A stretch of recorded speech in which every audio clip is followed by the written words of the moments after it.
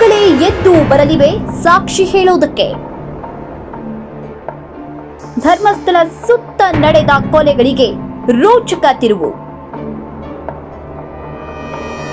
ಶವಗಳನ್ನ ಹೂತವನೇ ಬರ್ತಿದ್ದಾನೆ ಆತ್ಮಸಾಕ್ಷಿಯಾಗಿ.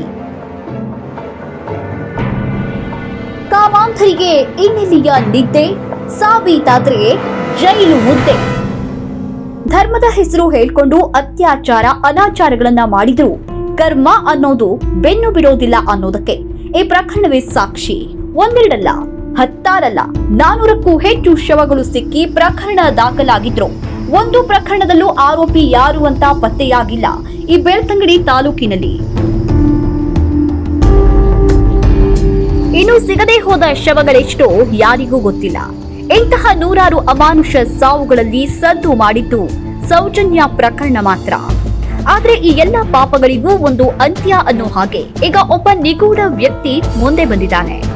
ಈತ ಏನಾದ್ರೂ ಸತ್ಯಗಳನ್ನ ಬಾಯಿ ಬಿಟ್ಟು ಸಾಕ್ಷಿಗಳನ್ನ ತೋರಿಸಿದ್ರೆ ಧರ್ಮಸ್ಥಳದ ಸುತ್ತಮುತ್ತ ಈಗಲೂ ಆಕ್ರಂದನ ಮಾಡ್ತಿರೋ ಆತ್ಮಗಳಿಗೆ ಮುಕ್ತಿ ಸಿಗೋದ್ರಲ್ಲಿ ಅನುಮಾನವಿಲ್ಲ.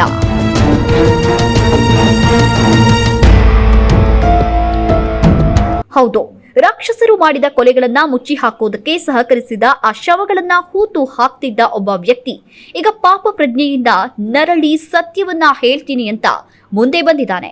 ಒಂದ್ ವೇಳೆ ಈತ ಹೇಳೋದು ನಿಜವಾದ್ರೆ, ನಿಜವನ್ನೇ ಹೇಳಿದ್ರೆ ಬೆಳ್ತಂಗಡಿ ತಾಲೂಕಿನಲ್ಲಿ ನಡೆದ ಅತ್ಯಾಚಾರ ಹಾಗೂ ಕೊಲೆಗಳ ಸರಣಿಗೆ ಸ್ಫೋಟಕ ತಿರುವು ಸಿಗೋದ್ರಲ್ಲಿ ಡೌಟೇ ಇಲ್ಲ.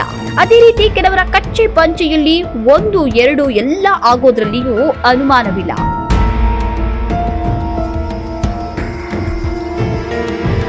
ದಕ್ಷಿಣ ಕನ್ನಡ ಜಿಲ್ಲೆಯ ಬೆಳ್ತಂಗಡಿಯಲ್ಲಿ ನಡೆದಂತಹ ಸರಣಿ ಅತ್ಯಾಚಾರ ಮತ್ತು ಕೊಲೆಗಳನ್ನ ಮುಚ್ಚಿ ಹಾಕುವುದಕ್ಕಾಗಿ ತಾನು ಮೃತದೇಹಗಳನ್ನ ಹೂತು ಹಾಕಿರೋದಾಗಿ ಹೇಳಿಕೊಂಡಿರುವಂತಹ ವ್ಯಕ್ತಿಯೊಬ್ಬ ಪೊಲೀಸರಿಗೆ ಶರಣಾಗುವುದಕ್ಕೆ ಮುಂದೆ ಬಂದಿರೋದು ಈಗ ಜಿಲ್ಲೆಯಲ್ಲಿ ಭಾರೀ ಕೋಲಾಹಲವನ್ನ ಎಬ್ಬಿಸಿದೆ. ಈ ಕುರಿತು ವಕೀಲರೊಬ್ಬರು ಬಿಡುಗಡೆ ಮಾಡಿದ ಮಾಹಿತಿ ಪತ್ರವೊಂದು ವೈರಲ್ ಆಗಿದ್ದು, ಈ ಬೆಳವಣಿಗೆಯ ಬಗ್ಗೆ ದಕ್ಷಿಣ ಕನ್ನಡ ಪೊಲೀಸರು ಹೆಚ್ಚಿನ ಮಾಹಿತಿ ಸಂಗ್ರಹಿಸಿದ್ದು ಪ್ರಕರಣ ಮುಂದೆ ದೊಡ್ಡ ತಿರುವನ್ನ ಪಡೆದುಕೊಳ್ಳುವಂತಹ ಸಾಧ್ಯತೆ ಇದೆ.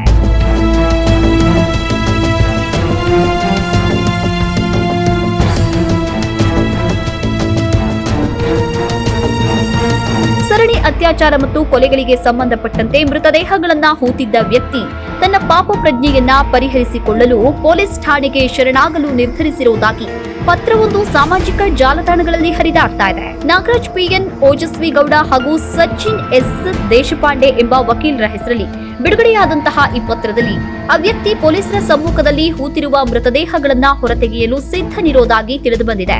ಈ ಪತ್ರದ ಸತ್ಯಾಂಶವನ್ನ ಪರಿಶೀಲಿಸಲು ದಕ್ಷಿಣ ಕನ್ನಡ ಪೊಲೀಸರು ತಕ್ಷಣವೇ ಕಾರ್ಯಪ್ರವೃತ್ತರಾಗಿದ್ದಾರೆ. ಪತ್ರದಲ್ಲಿ ನಮೂದಿಸಲಾಗಿದ್ದ ಬೆಂಗಳೂರಿನ ವಕೀಲರನ್ನ ಸಂಪರ್ಕಿಸಿದಾಗ ವಕೀಲರು ಆ ವ್ಯಕ್ತಿ ತಮ್ಮ ಬಳಿ ಬಂದು ನಡೆದಿರುವ ಅಪರಾಧ ಕೃತ್ಯಗಳ ಬಗ್ಗೆ ತನಗೆ ಮಾಹಿತಿ ಇರುವುದಾಗಿ ತಿಳಿಸಿದ್ದಾನೆ ಮತ್ತು ಪೊಲೀಸ್ ಠಾಣೆಗೆ ಶರಣಾಗಿ ಮಾಹಿತಿ ನೀಡಲು ಸಿದ್ಧನಿರುವುದಾಗಿ ದೃಢಪಡಿಸಿದ್ದಾರೆ. ಆದರೆ ಆ ವ್ಯಕ್ತಿಗೆ ಅಗತ್ಯವಾದ ಕಾನೂನು ಸುರಕ್ಷತೆಯನ್ನ ಕಲ್ಪಿಸಿ ಬಳಿಕ ಆತನನ್ನ ಹಾಜರುಪಡಿಸುವುದಾಗಿ ವಕೀಲರು ಪೊಲೀಸರಿಗೆ ತಿಳಿಸಿದ್ದಾರೆ ಎನ್ನುವ ಮಾಹಿತಿ ಇದೆ.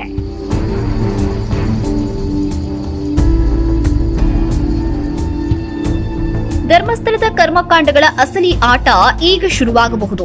ಅಪ್ರೂವರ್ ಆಗಿ ಬರಲಿರುವಂತಹ ವ್ಯಕ್ತಿಯ ಹಿನ್ನೆಲೆ ಇನ್ನೂ ರಹಸ್ಯವಾಗಿದೆ.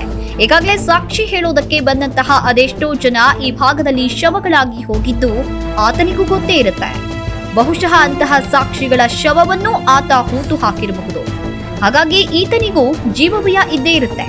ಜೊತೆಗೆ ಆತ ಹೇಳುವಂತಹ ಸಾಕ್ಷಿಗಳನ್ನ ಆಧರಿಸಿ ಅವನು ಹೂತು ಹಾಕಿದ ಶವಗಳ ಅಸ್ಥಿ ಪಂಜರಗಳನ್ನ ಹೊರತೆಗೆಯಬೇಕು ಅಂದ್ರೆ ಆತ ಜೀವಂತವಾಗಿರಬೇಕು. ಆದ್ರಿಂದ ಈಗ ಮೊದಲು ಆ ವ್ಯಕ್ತಿಗೆ ಭದ್ರತೆ ಕೊಡುವುದು ಪೊಲೀಸರ ಅಂದ್ರೆ ಸರ್ಕಾರದ ಆದ್ಯ ಕರ್ತವ್ಯ. ಆತ ಹೇಳೋ ಹಾಗೆ ಹೂತು ಹಾಕಿದ ಜಾಗಗಳಲ್ಲಿ ಅಗಿಬೇಕು. ಅಲ್ಲಿ ಶವಗಳು ಸಿಕ್ಕಿದ್ರೆ ಆ ಪಳೆಯುಳಿಕೆಗಳ ಪರೀಕ್ಷೆ ಮಾಡಬೇಕು.